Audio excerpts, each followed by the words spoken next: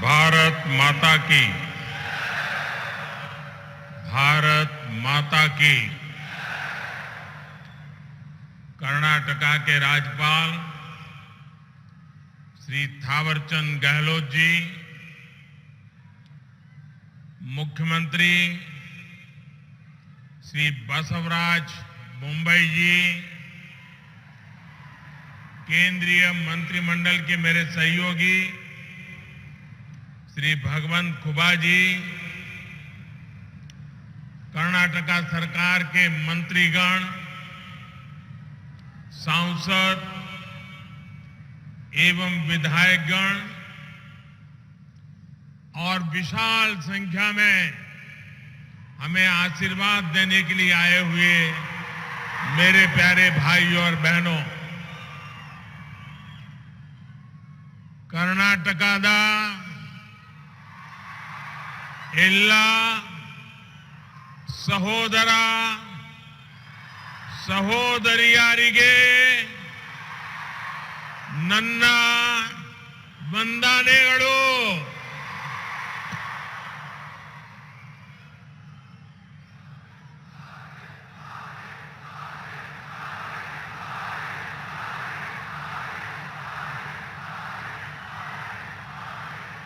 जहां जहां मेरी नजर पहुंचती है, लोग ही लोग नजर आते हैं। हेलीपैड भी चारों तरफ से भरा पड़ा है और यहां भी मैं पीछे देख रहा हूं, चारों तरफ इस पंडाल के बाहर हजारों लोग धूप में खड़े हैं। आपका ये प्यार, आपके आशीर्वाद हम सबकी बहुत बड़ी ताकत है।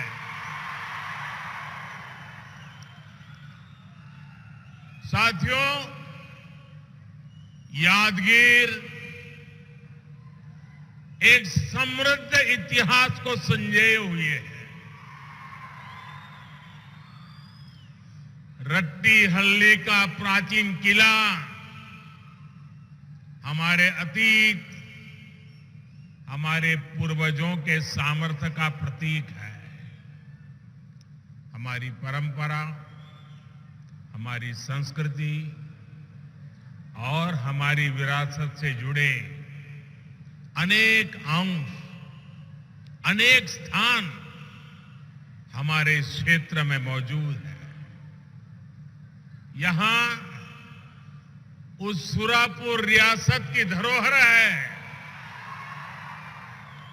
जिसे महान राजा वेंकटप्पा नायक ने अपने स्वराज और सुशासन से देश में विख्यात कर दिया था। इस धरोहर पर हम सभी को गर्व है। भाइयों और बहनों, मैं आज कर्नाटका के विकास से जुड़े हजारों करोड़ रुपए के प्रोजेक्ट्स आपको सौंपने और नए प्रोजेक्ट की शुरुआत करने आया हूं। अभी यहां पानी और सड़क से जुड़े बहुत बड़े प्रोजेक्ट का शिलान्यास और लोकार्पण हुआ है। नारायणपुर लेफ्ट बैंक कैनाल के विस्तार और आधुनिकीकरण से यादगीर, कलबुर्गी और विजयपुर जिले के लाखों किसानों को सीधा सीधा लाभ होने वाला है। Yadgir village multi water supply scheme से भी जिले के लाखों परिवारों को पीने का साफ पानी मिलने वाला है। सूरत चेन्नई इकोनॉमिक कॉरिडोर का जो हिस्सा कर्नाटका में पड़ता है, उस पर भी आज काम शुरू हुआ है। इससे यादगीर, रायचूर और कलबुर्गी सहित इस पूरे क्षेत्र में ईज ऑफ लिविंग भी बढ़ेगी और यहां उद्यमों को, रोजगारों को भी बहुत बल मिलने वाला है। विकास के इन सभी प्रोजेक्ट्स के लिए यादगीर के, कर्नाटका के सभी लोगों को बहुत बहुत बधाई। मैं बोम्मई जी की और उनकी पूरी टीम को भी बहुत बहुत बधाई देता हूं। जिस प्रकार उत्तर कर्नाटका के विकास के लिए तेजी से काम हो रहा है, वो सराहनीय है। भाइयों और बहनों, भारत की आजादी के 75 वर्ष पूरे हो चुके हैं। अब देश अगले 25 वर्षों के नए संकल्पों को सिद्ध करने के लिए आगे बढ़ रहा है। ये 25 साल देश के प्रत्येक व्यक्ति के लिए अमृत काल है। प्रत्येक राज्य के लिए अमृत काल है। इस अमृत काल में हमें विकसित भारत का निर्माण करना है। भारत विकसित तब हो सकता है जब देश का हर नागरिक, हर परिवार, हर राज्य इस अभियान से जुड़े। भारत विकसित तब हो सकता है जब खेत में काम करने वाला किसान हो या फिर उद्योगों में काम करने वाला श्रमिक, सभी का जीवन बेहतर हो। भारत विकसित तब हो सकता है जब खेत में फसल भी अच्छी हो और फैक्ट्रियों का भी विस्तार हो। और साथियों, ये तभी संभव है जब हम बीते दशकों के खराब अनुभवों, गलत नीति रणनीति से सीखें, उन्हें फिर से दोहराने से बचें।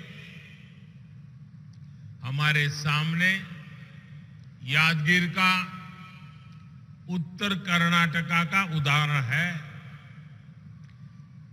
इस क्षेत्र का सामर्थ्य किसी से कम नहीं है। इस सामर्थ्य के बावजूद ये क्षेत्र विकास की यात्रा में बहुत पीछे रह गया था।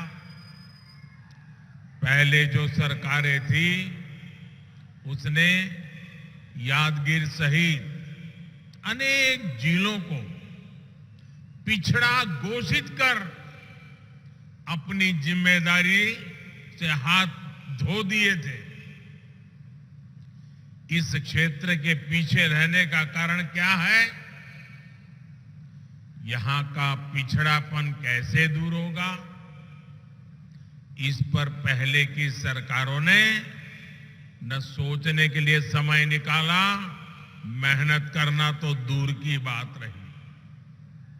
जब सड़क, बिजली और पानी जैसे इंफ्रास्ट्रक्चर पर निवेश करने का समय था, तब उस समय जो दल सरकारों में थे, उन दलों ने वोट बैंक की राजनीति को बढ़ावा दिया।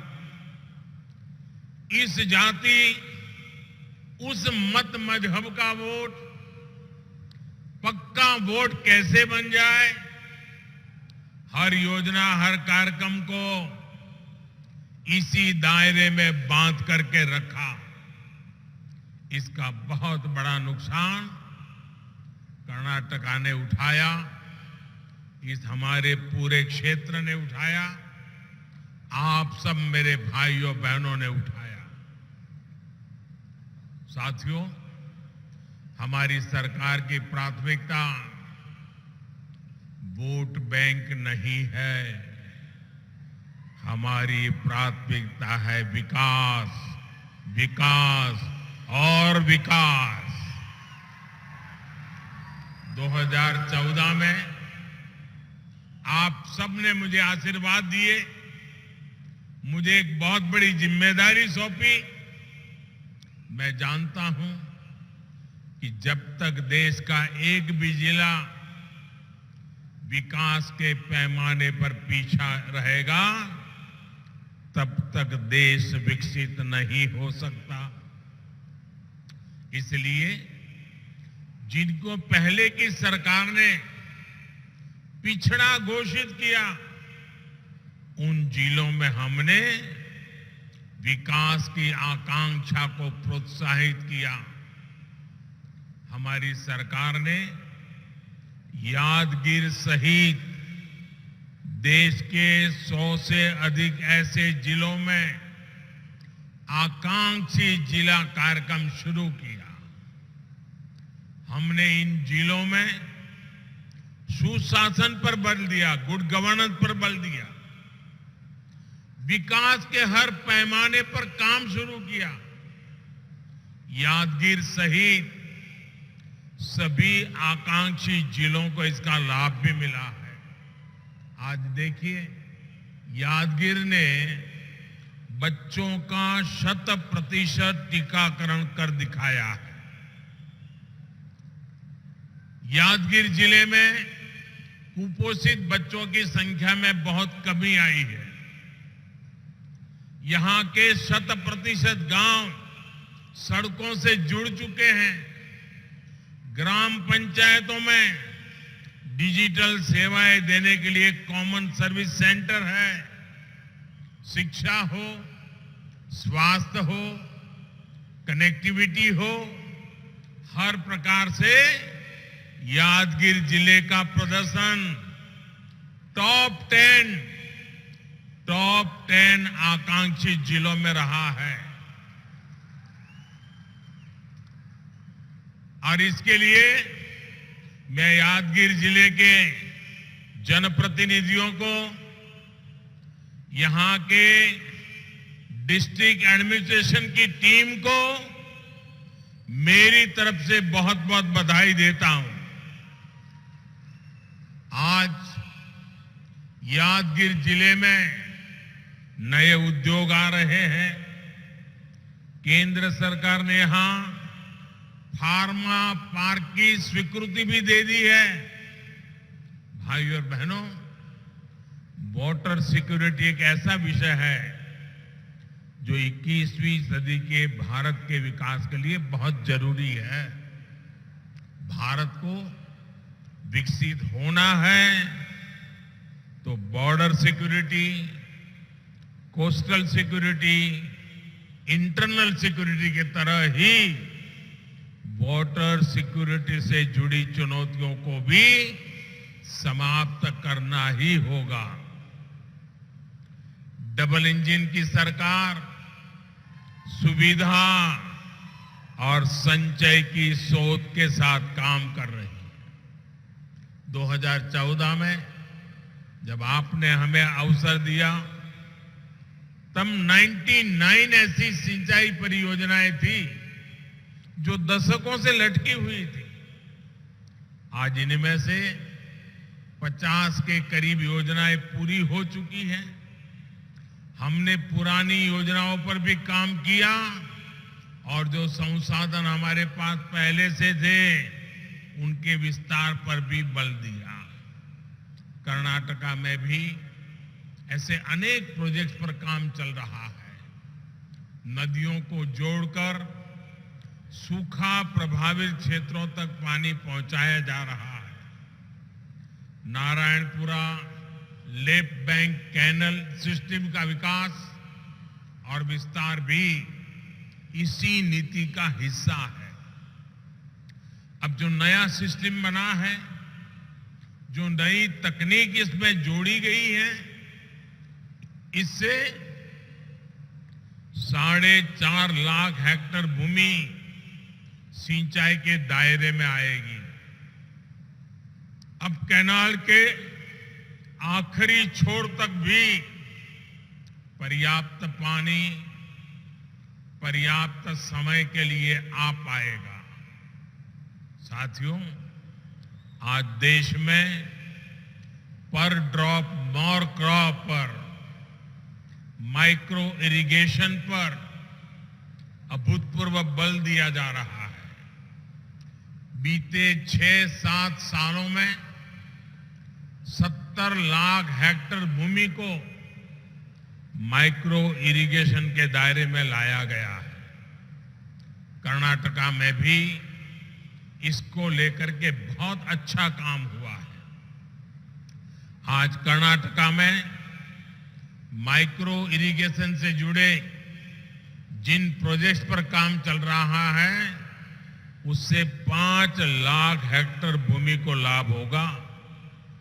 डबल इंजन सरकार भूजल के स्तर को ऊपर उठाने के लिए भी बड़े स्तर पर काम कर रही है। अटल भूजल योजना हो, अमृत सरोवर अभियान के तहत हर जिले में 75 तालाब बनाने की योजना हो, या फिर कर्नाटका सरकार की अपनी योजनाएं, इससे जल स्तर बनाए रखने में मदद मिलेगी।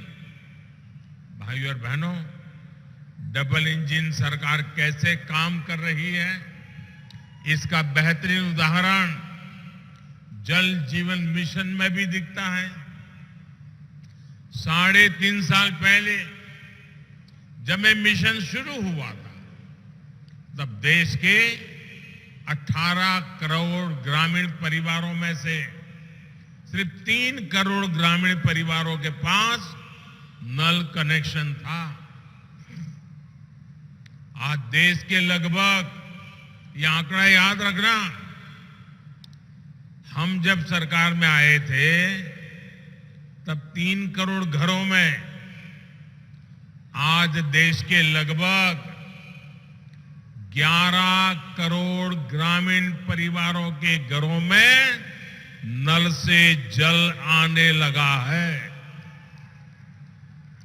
यानी हमारी सरकार ने देश में 8 करोड़ नए ग्रामीण परिवारों तक पाइप से पानी पहुंचाया है। और इसमें कर्नाटका के भी 35 लाख ग्रामीण परिवार शामिल हैं। मुझे खुशी है कि यादगीर और रायचूर में हर घर जल की कवरेज कर्नाटका और देश की कुल औसत से भी अधिक है। और जब नल से जल घर में पहुंचता है ना, तो माताएं बहनें मोदी को भरपूर आशीर्वाद देती है। हर दिन जब पानी आता है, मोदी के लिए उनके आशीर्वाद बहने शुरू हो जाते हैं। आज जिस योजना का शिलान्यास हुआ है, उससे यादगीर में घर घर नल से जल पहुंचाने के लक्ष्य को और गति मिलेगी। जल जीवन मिशन का एक और लाभ मैं आपके सामने रखना चाहता हूं। एक स्टडी में सामने आया है कि भारत के जल जीवन मिशन की वजह से हर साल 1.25 लाख से अधिक बच्चों का जीवन हम बचा पाएंगे। आप कल्पना कर सकते हैं, 1.25 लाख बच्चे प्रति वर्ष मौत के मुख में जाने से बच जाते हैं, तो ईश्वर भी तो आशीर्वाद देता है। साथियों, जनता जनार्दन भी आशीर्वाद देती है।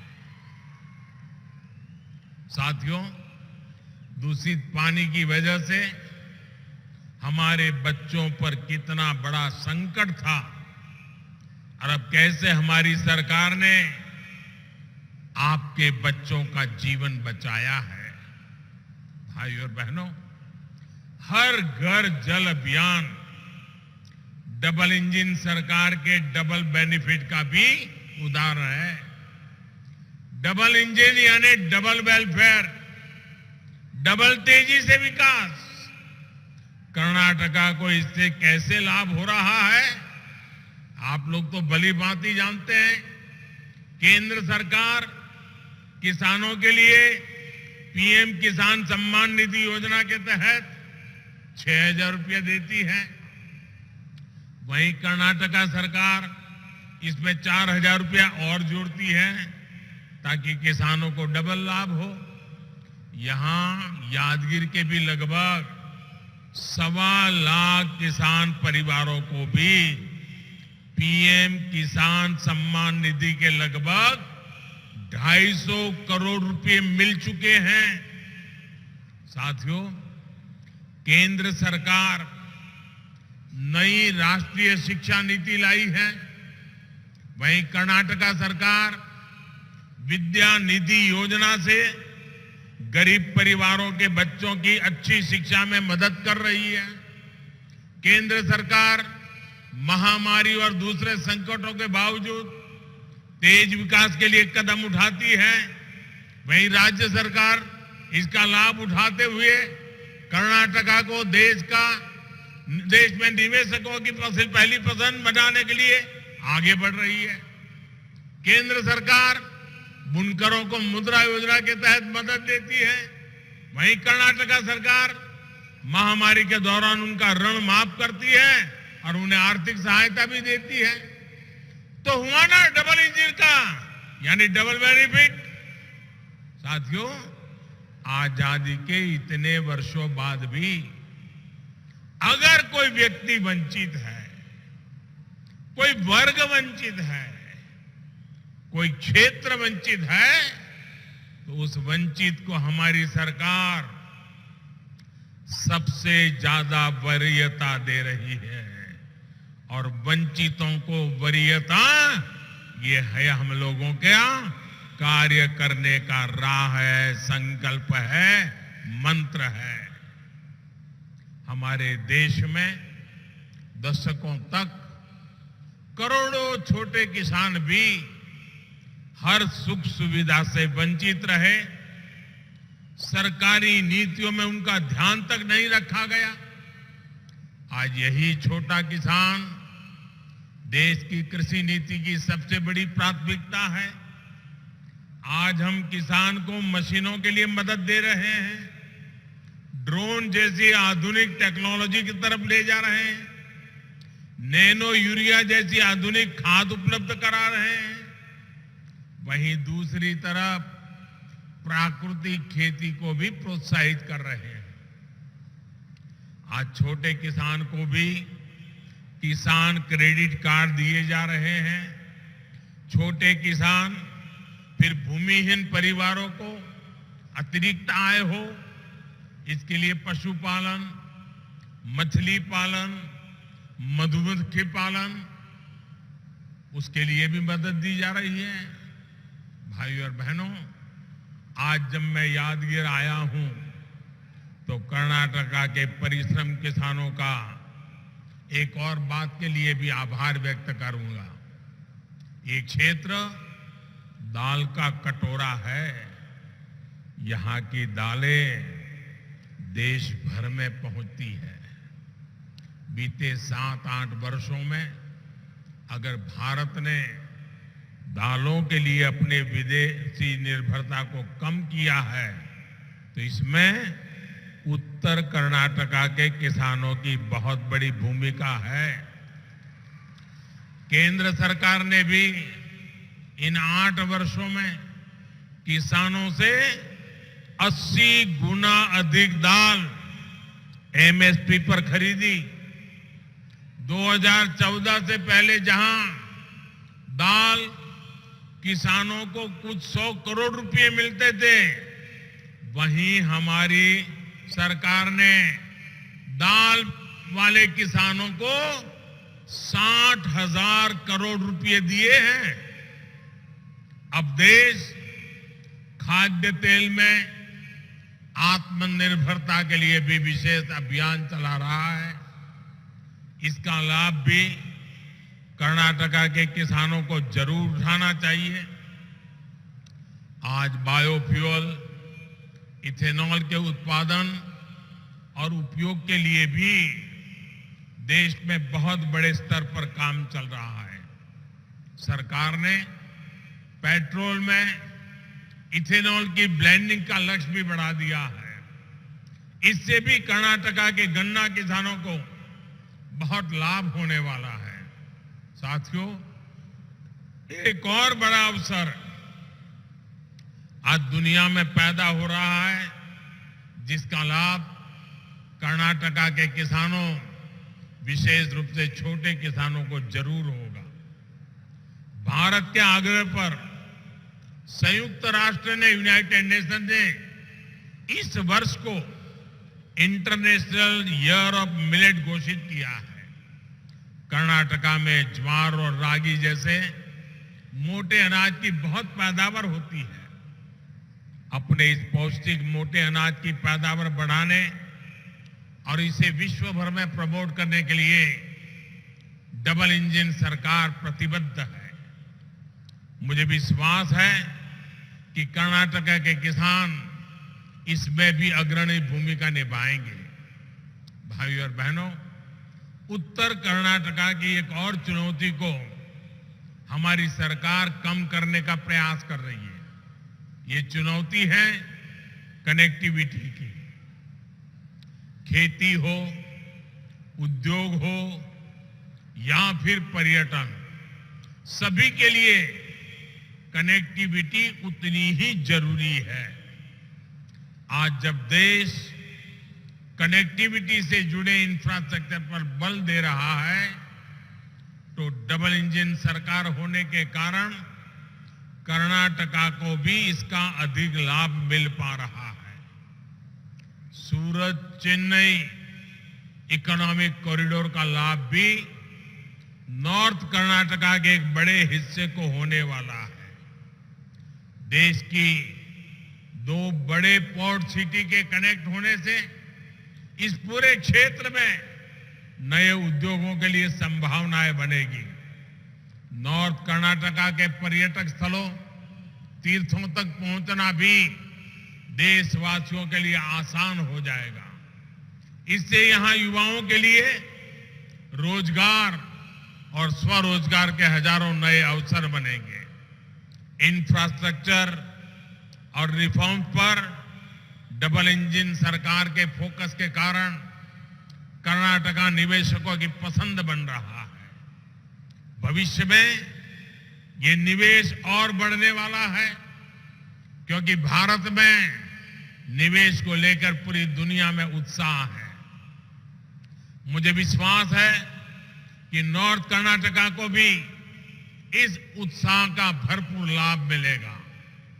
इस क्षेत्र का विकास सबके लिए समृद्धि लेकर आए, इसी कामना के साथ फिर एक बार इतनी बड़ी तादाद में आकर के हमें आशीर्वाद देने के लिए मैं आपका धन्यवाद करता हूं और इस अनेक अनेक विकास की योजनाओं के लिए आपको बहुत बहुत बधाई देता हूं। भारत माता की, भारत माता की, भारत माता की।